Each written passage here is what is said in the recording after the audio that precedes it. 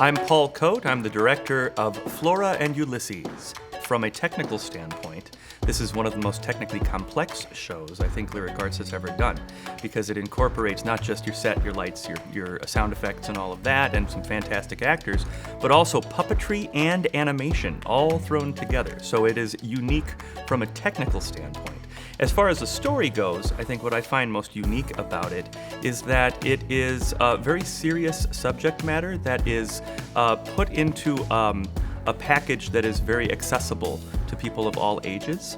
It talks about some pretty important things like loneliness and how to deal with that, and also self-worth and how to find your own superpowers that make you an awesome person. And so for me, I think what's so fun about the story and unique about it is that we learn a lot about ourselves as we are following along Flora's journey.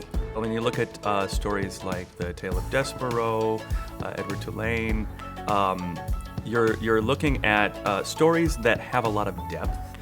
These are stories that are accessible to kids, but they're really accessible to everybody because Kate DiCamillo does a wonderful job of not talking down to her audience. She raises the bar high, knowing full well that kids can meet the subject matter and get a lot out of it and understand it. So this process has meant a lot to me personally because just like Flora, I'm a comic book nerd. I love comic books, and when I was a kid, I really found a lot of my own moral and ethical kind of clarity and understanding from reading comic books.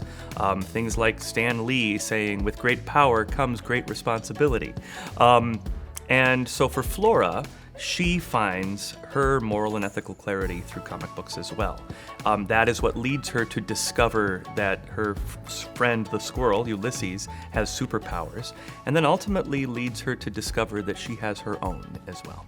Audiences for Flora and Ulysses should expect to see a lot of fun, a lot of serious moments, a lot of puppetry, a lot of silliness, a lot of zaniness. And at the center of it all, audiences can expect to see a very compelling story about a human being, more so than a squirrel, who goes on the journey we all go on throughout our lives of finding the people around us who love us and learning to love ourselves.